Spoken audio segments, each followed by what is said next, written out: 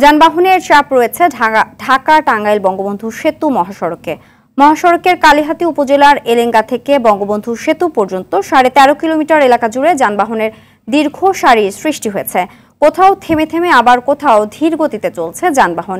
এদিকে সড়কে যাত্রীবাহী বাসের পাশাপাশি মোটরসাইকেল, প্রাইভেট কার, মাইক্রোবাস, পশু ও পণ্যবাহী পরিবহন চলাচল করছে।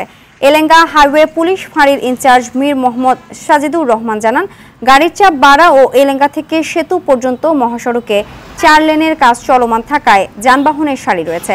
তবে যান চলাচল স্বাভাবিক রাখতে পুলিশ কাজ করছে বলেও জানান তিনি।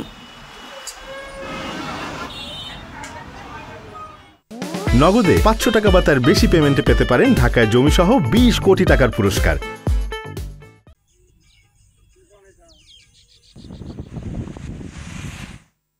দর্শক, ঢাকা টাঙ্গাইল মহাসড়কের এলেঙ্গায় রয়েছেন সহকর্মী কামাল হোসেন, সরাসরি যোগ দিচ্ছেন আমাদের সঙ্গে।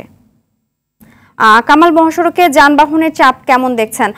ভোগান্তি নিরসনে কোনো উদ্যোগ দেখেছেন কিনা জানাবেন।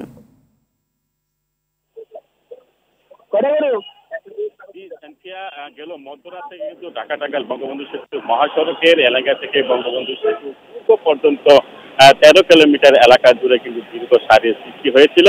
এখন পর্যন্ত কিন্তু সেই সারি অব্যাহত রয়েছে। আমি এখন রয়েছি এলেঙ্গাতে। তো এলেঙ্গা থেকে এই বঙ্গবন্ধু সেতু পুরো পর্যন্ত যে 2 লেনে যান চলাচল করে, এই 2 লেনের যান চলাচলের করার কারণে কিন্তু মূলত এই দীর্ঘ সারির সৃষ্টি হয়, যানজটের সৃষ্টি হয়। পুলিশের পক্ষ থেকে যেটি বলা হচ্ছে যে সন্ধ্যা থেকে এলেঙ্গা পর্যন্ত 4 লেনের সুবিধা পেলেও সেই যানবাহনগুলো এলেঙ্গা থেকে বঙ্গবন্ধু সেতু পর্যন্ত 2 লেনের সুবিধা পায়। আর এই 2 লেনের কারণে কিন্তু এই সমস্যা সৃষ্টি হয়। এছাড়াও যে সমস্যাটি এখানে বড় আকার ধারণ করেছে যে বৃষ্টি হলেই কিন্তু যে সমস্ত পণ্যবাহী এবং গরুবাহী যে যানবাহন রয়েছে, ট্রাক রয়েছে, সেই ট্রাকগুলো কিন্তু ধীর গতিতে চলাচল করে। এখানে স্বাভাবিক গতিতে চলাচল করতে না পেরে কিন্তু এই যানজটের সৃষ্টি হয়, দীর্ঘ সারির সৃষ্টি হয়। তবে পুলিশের পক্ষ থেকে যেটি বলা হচ্ছে যে আজকে থেকে নগদে 500 টাকা বা তার বেশি পেমেন্টে পেতে পারেন ঢাকায় জমিসহ 20 কোটি টাকার পুরস্কার। এই মহাসড়কে ঢাকা থেকে যে সমস্ত যানবাহন উত্তরাঞ্চলের দিকে যাবে, সেই যানবাহনগুলোকে কিন্তু একমুখী উত্তরাঞ্চলের দিকে পাঠানো হবে এলেঙ্গা থেকে, এবং উত্তরাঞ্চল থেকে যে সমস্ত যানবাহন ঢাকার দিকে যাবে বঙ্গবন্ধু সেতু পূর্ব পাড় থেকে ভুইয়াপুর হয়ে এলেঙ্গা লিঙ্ক রোড দিয়ে কিন্তু ঢাকার দিকে পাঠিয়ে দেওয়া হবে।